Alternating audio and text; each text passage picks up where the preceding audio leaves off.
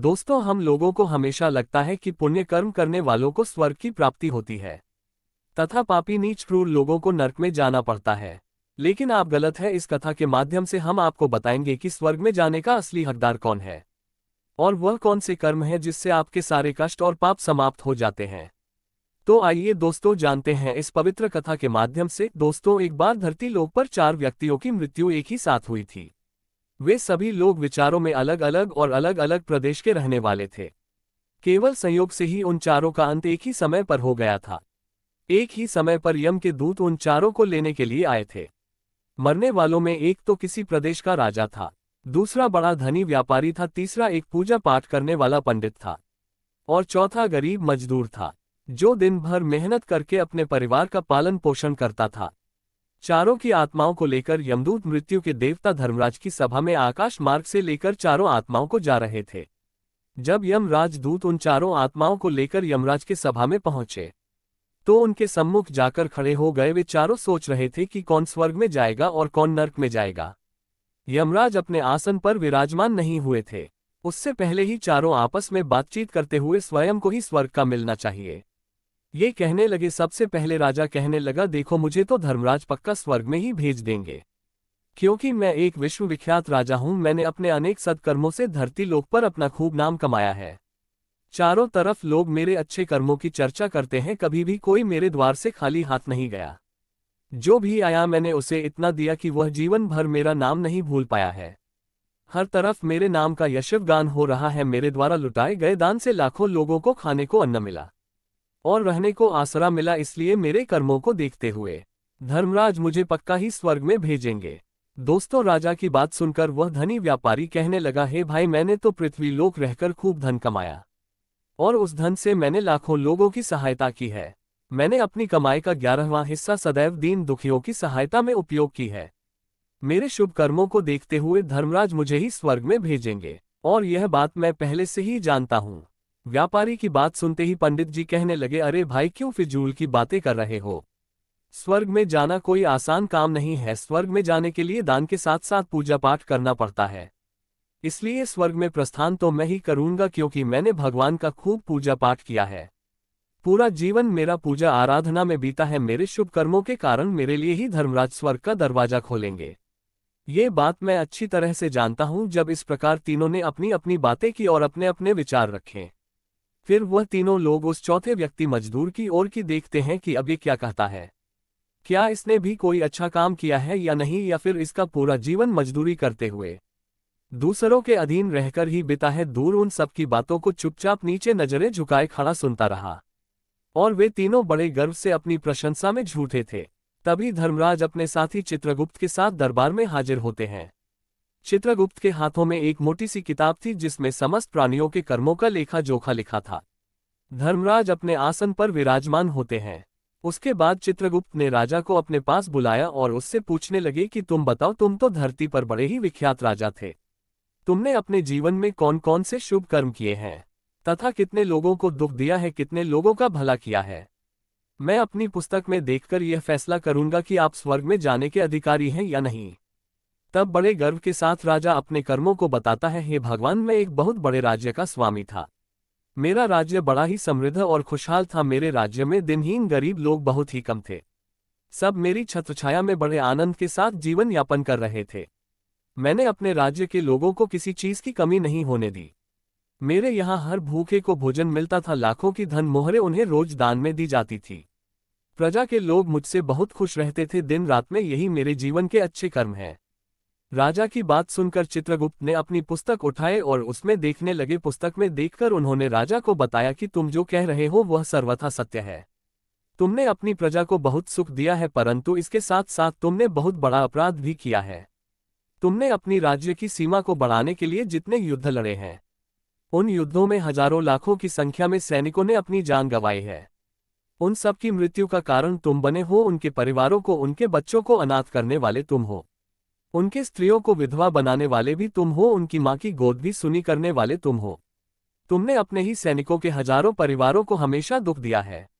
युद्ध लड़कर राज्य बढ़ाने से अच्छा था कि तुम अपने पड़ोसी देशों से मित्रता करके उनके साथ व्यापार बढ़ाते।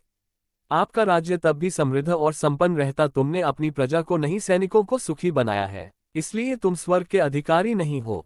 ये बात सुनकर राजा चुपचाप पीछे हो गया। उसके बाद चित्रगुप्त ने व्यापारी से पूछा, आपने धरती पर कौन कौन से अच्छे कर्म किए हैं? तब व्यापारी कहता है, हे भगवान, मैंने धरती पर जितना धन कमाया उसका 11वां भाग अच्छे कामों में लगाया। लाखों लोगों को भोजन कराया, कई आश्रमों को दान दिया है, कई बेघर लोगों को अपने धन से भर दिया है, कई शहरों में मंदिरों का निर्माण कराया है, कई जगह पर धर्मशालाएं बनवाई हैं, प्रत्येक तीर्थ में भंडारे करवाए हैं। यही मेरे जीवन के अच्छे कर्म हैं। व्यापारी की बात सुनने के बाद चित्रगुप्त ने अपनी पुस्तक खोली, जिसमें उसके जीवन के सारे अच्छे बुरे कर्म लिखे हुए थे। चित्रगुप्त ने बताया कि देखो, तुम जो कहते हो वह सत्य है, तुमने धरती पर खूब दान धर्म किया है, पर तुम्हारा पाप यह है कि तुमने धरती पर जो दान धर्म किया है वह तुमने उस पैसे से किया है जिसको कमाने के लिए तुमने बहुत झूठ बोला है, तुमने बहुत ठगी की है, कई चीजों में मिलावट करके बेचा है, नकली चीजों को असली के दाम में बेचा है, कितने व्यापारियों को रास्ते से हटाया है। तुम्हारे इन कर्मों से अनजाने में कितने लोग बीमार होकर मार गए हैं, कितनों ने आत्महत्या कर ली, कितनों की मेहनत का पैसा तुम्हारे पास चला आया। उन सब लोगों की बददुआ तुम्हारे साथ है। तुमने जो कुछ भी अच्छा काम किया है वह कर्म शून्य हो गया है, इसलिए तुम्हारे पास भी तुम्हारा कोई शुभ कर्म नहीं है, तुम स्वर्ग में जाने के अधिकारी नहीं हो। चित्रगुप्त की बात सुनकर व्यापारी भी बड़ा उदास होकर पीछे हो गया। उसके बाद पंडित जी को आगे बुलाया और पूछने लगे, तुमने अपने जीवन में कौन से अच्छे कर्म किए हैं?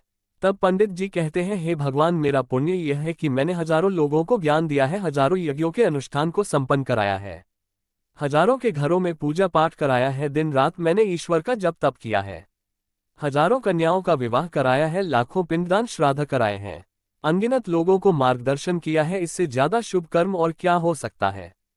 तब चित्रगुप्त अपनी पुस्तक में देखकर बताते हैं, हे पंडित महाराज, आपका कहना सत्य है, आपने वास्तव में हजारों लोगों को ज्ञान दिया है, लेकिन उस ज्ञान पर स्वयं कभी अमल नहीं किया। आपने सैकड़ों यज्ञ पूजा अनुष्ठान कराए, पर उसको निस्वार्थ भाव से किया गया कोई कर्म नहीं था। तुम हमेशा से धन के लालची रहे हो, इसलिए तुम स्वर्ग में जाने के अधिकारी नहीं हो। अब तो उदास होते हुए पंडित जी भी पीछे हो गए। अब बचा केवल मजदूर। वह मजदूर यह सब देखकर बड़ा हैरान था कि अब तक वह जिनको इतना महान समझ रहा था उनमें से कोई भी स्वर्ग का अधिकारी नहीं रहा, तो मैं कैसे स्वर्ग में जा सकता हूँ? मुझे तो स्वर्ग की कल्पना भी नहीं करनी चाहिए, क्योंकि मैं तो कभी पूजा पाठ जप तप या दान करने के लायक भी नहीं था। तो शुभ कर्म कहाँ से करता? मैं तो मेहनत मजदूरी करके सारे जीवन अपने परिवार का भरण पोषण करता रहा। वह मजदूर यह सब बातें सोच ही रहा था। इतने में ही चित्रगुप्त ने उसे भी आवा लगा दी और उससे पूछा, किंतु वह मजदूर तो पहले से ही कहने लगा, भगवान, मैंने धरती पर एक गरीब के घर में जन्म लिया था, दान हवन पूजा पाठ करने के मैं लायक ही नहीं था, तो मैं शुभ कर्म कहाँ से करता? मैं तो अपने परिवार का पालन पोषण बड़ी मुश्किल से कर लेता था। मैं जानता हूँ भगवान कि मैं स्वर्ग में जाने का अधिकारी नहीं हूँ। मैंने धरती पर भी नर्क भोगा है और आगे भी नर्क में ही जाने की हैसियत है, किंतु हे प्रभु, यहाँ पर भी मेरी एक इच्छा है। मैं स्वर्ग में तो नहीं जा पाऊंगा, लेकिन मैं एक बार स्वर्ग को अपनी आंखों को झपका कर देखना चाहता हूँ। इससे अधिक मेरी कोई इच्छा नहीं है, क्योंकि मैंने ऐसा कोई कर्म नहीं किया है जो कुछ देर के लिए ही मुझे स्वर्ग में पहुंचा दे। मजदूरी के बाद लोगों की सेवा के लिए मेरे पास समय नहीं बच पाता था। बचा हुआ समय मैं अपने बूढ़े माँ बाप की सेवा में लगा देता था, उनके लिए उन्हें खिलाता पिलाता, उनके वस्त्र बदलता, यही मेरी दिनचर्या थी। मुझे तो मंदिर में जाने का भी अवसर नहीं मिलता था। मजदूर की बात सुनकर चित्रगुप्त ने अपनी पुस्तक में देखकर पूछा, हे मानव, तुम ध्यान से सोचकर बताओ कि तुमने कभी तो कोई शुभ कर्म किया होगा। तब मजदूर अपने पूरे जीवन के घटनाक्रम को याद करता है।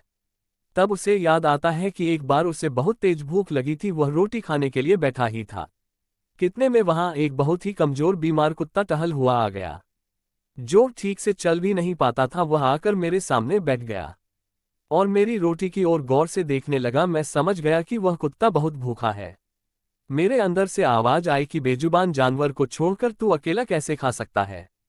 मैंने वह रोटी स्वयं ना खाकर उस कुत्ते को खिला दी। उस दिन मैंने पूरे दिन भूखे पेट रहकर ही काम किया था। मजदूर की बात सुनकर चित्रगुप्त मुस्कुराए और उसका हाथ पकड़कर बड़े सम्मान के साथ उसे स्वर्ग में लेकर गए और बोले, वास्तव में आप ही स्वर्ग में रहने के अधिकारी हो। प्राणियों पर दया दिखाना ही सबसे बड़ा शुभ कर्म है। मनुष्य जो भी काम निस्वार्थ भाव से करता है, वास्तव में उसका ही उसे सबसे बड़ा पुण्य मिलता है। निस्वार्थ भाव से किया गया जन कल्याण के लिए एक छोटे से छोटा काम भी आपके सैकड़ों पापों को नष्ट कर देता है। लोगों से लालच, मोह और स्वार्थ के वशीभूत होकर किया गया शुभ कर्म भी फलदायी नहीं होता है। इसलिए ध्यान रहे, जीवन में अच्छे कर्म अच्छी भावना के साथ करना चाहिए। ऐसा नहीं होना चाहिए कि आपने किसी से धन छीनकर या चुराकर कर्म में लगा दिया हो तो वह धन आपको कभी नर्क किया हो और बाद में उसी धन को दान पुण्य में जाने से नहीं उभर सकता। दोस्तों, स्वर्ग में वही व्यक्ति जाता है जिसने निष्काम निस्वार्थ भाव से प्राणियों की सेवा की हो। भले ही उसने जीवन में एक पैसा भी दान ना किया हो, पर वह जिस लायक था, अपनी सामर्थ्य के अनुसार उसने निस्वार्थ भाव से जो भी काम है वही उसकी मुक्ति का रास्ता तय करता है। तो आशा करते हैं आपको ये कथा अवश्य ही अच्छी लगी होगी। अगर दोस्तों कथा आप लोग को अच्छी लगी हो तो वीडियो के कमेंट बॉक्स में जय श्री कृष्ण लिखकर वीडियो को लाइक करके चैनल को सब्सक्राइब कर लीजिए।